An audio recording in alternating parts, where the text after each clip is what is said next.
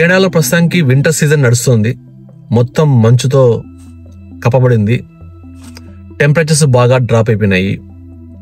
అందరి మూడ్స్ ఎలా ఉన్నాయంటే ప్రస్తుతానికి చాలా డిసప్పాయింటింగ్గా ఉన్నాయి. ఎందుకంటే వింటర్ వస్తే జనరల్గా అందరి మైండ్ కొంచెం ఏంట్రా ఈ లైఫ్ ఇలాగుందేంటి, మంది చాలా మెకానికల్ లైఫ్ అయిపోయింది.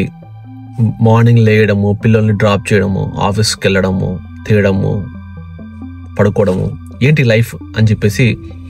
తర్వాత చూస్తుంటే ట్రంప్ వచ్చేసి కెనడా పైన టారిఫ్ వేయడము, దానివల్ల మనకి ఎలాగా ఇంపాక్ట్ అవుతుంది.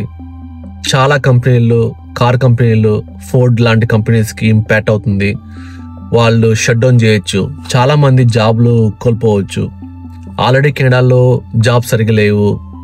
ఇన్ఫ్లేషన్ అనేది కొంచెం బాగానే తక్కువగా వచ్చింది కానీ బట్ ఇంకా చాలా జాబ్స్ లేవు. పార్ట్ టైం జాబ్స్ లేవు, ఫుల్ టైం జాబ్స్ లేవు. లైఫ్ అనేది చాలా కష్టంగా ఉంది ఇక్కడ. సో ఈ టైంలో మరి ట్రంప్ వచ్చేసి ఇలాగ టారిఫ్ వేయడము, కెనడా పైన చాలా బర్డెన్ కావడము, తర్వాత మన ఇన్ఫ్లేషన్ అనేది రైజ్ అవుతుందని చెప్పేసి అందరూ అంటున్నారు. తర్వాత మన జీడిపి గ్రోత్ వచ్చేసి కెనడా జీడిపి గ్రోత్ ఈ టారిఫ్ వల్ల 2.5% కిందికి పడిపోతుంది. ఆల్రెడీ కెనడా చాలా బబుల్లో ఉందన్నమాట, హౌసింగ్ బబుల్ అంటూ. ఎందుకంటే వాళ్ళు మనీని ప్రింట్ చేస్తున్నారు, బాగా మనీని ప్రింట్ చేసి ఎకానమీలోకి రిలీజ్ చేస్తున్నారు. మనీ ప్రింటింగ్ ఏ కంట్రీలో అయితే ఎక్కువ చేస్తారో ఆ country economy is going to be done. So మరి మనకు పాండమిక్ టైంలో ఉన్న సిచ్యువేషన్ రాబోతుంది.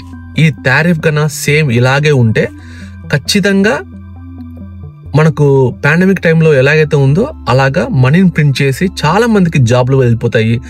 చాలా మందికి లైఫ్ అనేది, స్ట్రగుల్ అనేది చాలా ఘోరంగా ఉంటుంది అన్నమాట. కామన్ పీపుల్కి, ఎవరైనా సరే డే టు డే యాక్టివిటీస్ చేసే వాళ్ళకి. సో అందుకని వాళ్ళకి మళ్ళీ చెక్స్ అనేది ఫ్రీగా ఇవ్వడము, అప్పట్లో డబ్బులు బాగా ప్రింట్ చేయడం వల్ల ఎకానమీ ష్రింక్ అయిపోయింది. రేట్ ఆఫ్ ఇంట్రెస్ట్ వచ్చేసి 2% తీసుకొస్తారు. అలాగా కొన్ని ఆర్టికల్స్ వస్తున్నాయి అన్నమాట.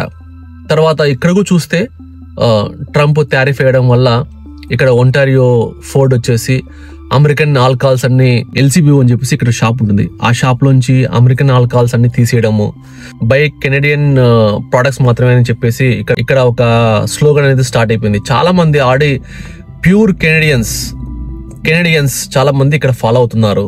సో ఇలాగమాట. సో భయమేస్తుంది ఎక్కడికి మన డైరెక్షన్, నెక్స్ట్ ఏమవుతుంది. మనము దేశంలో వచ్చాము. సో దేశంలో వచ్చాము, మనకు ఎలా ఉండబోతుంది లైఫ్ ఇక్కడ, మనం సర్వే కాగలమా లేదా. ఎంతో కష్టపడి విదేశాలకు వచ్చి ఉంటాము. ఇక్కడ డబ్బులు సంపాదించుకొని లైఫ్ని బాగా పిల్లలకి ఇద్దామని చెప్పేసి ఎంతో మంది కళ్ళగంటూ ఉంటారు. కొందరు వచ్చేసి టెంపరీగా కెనడాకు వచ్చేసి ఇక్కడ మిగిలిన డబ్బులతో ఇండియాలో ఇళ్ళకి లోన్స్ కట్టుకోవడము, తర్వాత ఒక 2 years 3 years 4 years ఉండిపోయి తర్వాత అక్కడ సెటిల్ కావడము, ఇండియాకి వెళ్ళిపోయి సెటిల్ కావడము.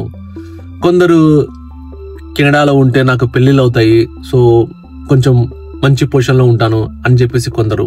ఇలాగ చాలా మంది ఎన్నో రకాలుగా వాళ్ళు ఆలోచిస్తుంటారు అన్నమాట.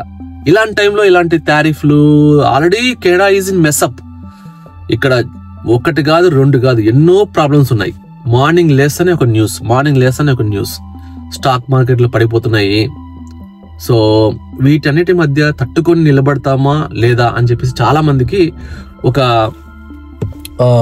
భయం అయితే ఖచ్చితంగా ఉంటుంది అన్నమాట.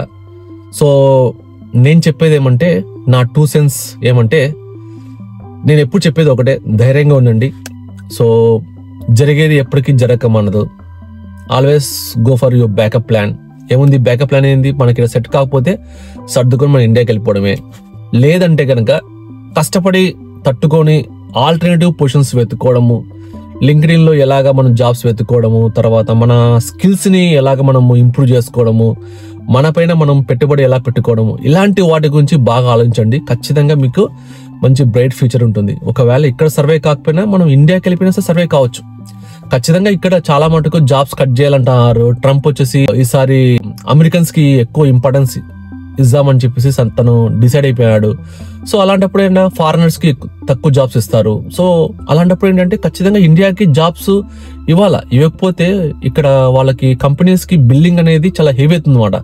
సో ఖచ్చితంగా వాళ్ళు ఆఫ్ షోర్ డెవలప్మెంట్కి చాలా మటుకు జాబ్స్ ఇండియాకి ఇవ్వాల్సిందే. ఇక్కడ జాబ్స్ కట్ చేస్తారు, ఇండియన్స్కి కొద్దిగా, మెయిన్గా అమెరికన్స్కి ఎక్కువ ఇంపార్టెన్స్ ఇస్తారు. So economy is going to reset, నాకు అనిపిస్తుంది అనమాట. Economy is going to reset for sure, డౌటే లేదు.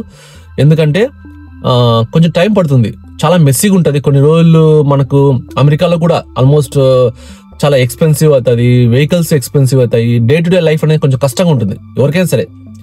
హౌస్ ప్రైజెస్ అనేది తక్కువ అవుతాయని అనుకుంటారు కానీ చాలా కష్టము అమెరికాలో. మెయిన్గా కెనడాలో అయితే ఖచ్చితంగా హౌస్ ప్రైజెస్ అయితే తగ్గడం స్టార్ట్ అయినాయి, రెంట్స్ తగ్గడం స్టార్ట్ అయినాయి, కానీ చాలా మంది ఇంకా భయంకరంగా పడిపోవడము హౌస్ ప్రైజెస్.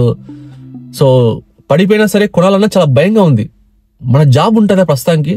మార్నింగ్ లేస్తే మన జాబ్ ఉంటుంది. చాలా మంది నాకు మెసేజ్ ఇస్తున్నారు అనమాట, నాకు ఇలాగ జాబ్ లేదు, నన్ను ఫైర్ చేస్తారు మా కంపెనీలో, మీ కంపెనీలో జాబ్స్ ఉంటే చూడండి అని చెప్పేసి. So situations are very bad. So నేను చెప్పేది ఏమంటే బాగా ప్లాన్గా ఉండండి, డల్గా ఉండద్దండి, కొంచెం ప్లాన్గా ఉండి మీరు ఫ్యూచర్ గురించి స్టెప్ వేయండి. సారీ, ఇందాక పిల్లల్ని డ్రాప్ చేసి అందుకని వీడియో మధ్యలో కట్ చేశాను. సో నేను చెప్పేది ఏమంటే మీరు ధైర్యంగా ఉండండి, హోప్ ఫర్ ది బెస్ట్. ఇలా చాలా సంవత్సరాల నుంచి బాగుంటుంది, నెక్స్ట్ ఇయర్ బాగుంటుంది, నెక్స్ట్ ఇయర్ బాగుంటుంది, నెక్స్ట్ ఇయర్ బాగుంటుంది అని చెప్పేసి నేను కూడా వెయిట్ చేస్తున్నమాట. బట్ వన్స్ గవర్నమెంట్ చేంజ్ అవుతే అప్పుడు మనకేమన్నా గుడ్ న్యూస్ రావచ్చు.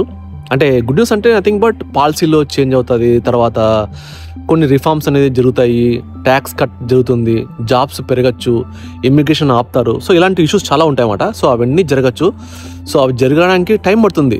ఒక కెనడా ఎకానమీ అనేది అమెరికా ఎకానమీతో ప్రస్తుతానికి పోటీ పడలేదు. ఎందుకంటే అమెరికా ఎక్కడో ఉంది, మనం ఎక్కడో ఉన్నామాట. మన జీడిపి గ్రోత్ అంతా చాలా బ్యాడ్గా ఉంది కెనడాలో. సో నేను చెప్పేది ఏమంటే వన్ సింపుల్ థింగ్ అన్నమాట. So just be patient, hold your breath, let's hope for the bright future. అంతకుమించి నేను చెప్పలేను కెనడా మార్కెట్ గురించి. ఇంకా చాలా వీడియోస్ చేస్తాను, ఇంకా నాకు అప్ టు డేట్ ఇన్ఫర్మేషన్ వచ్చే కొద్దీ నేను చేస్తాను. Please follow me in the Instagram so that you get daily updates about what's happening in the Canada. Like and subscribe to me Canada మామ. బ్యూటిఫుల్ వెదర్ చూడండి.